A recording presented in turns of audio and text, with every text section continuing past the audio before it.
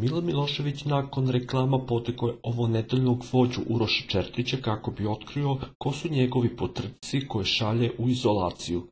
Ne volim ponižavanje, da spuštam i podižem, ali neka bude. Neka ustanu Aleksandra, Miljan, Bojan, Simić, gospođa Golubović, Peca i Neca, nabrajao je Uroš.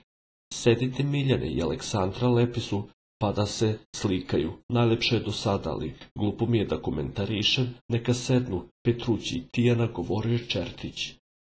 Da ne odugovlačim, Neca i Jelena Golubović, dve velike zvezde idu u izolaciju, oni koji su opsednuti sa mnom, rekao je Uroš. Ovo je direktan udar na mene, jer će dve budale biti tamo kod mene, dodao je Miki.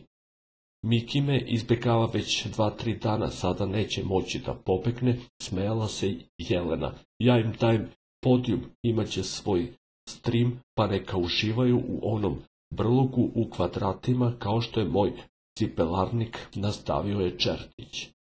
Ti si naša Džukela, avav, on je morao mene da izabere, još danas sam znala, bit će mi super, jer tamo imam ekipu, smejala se Golubovićeva.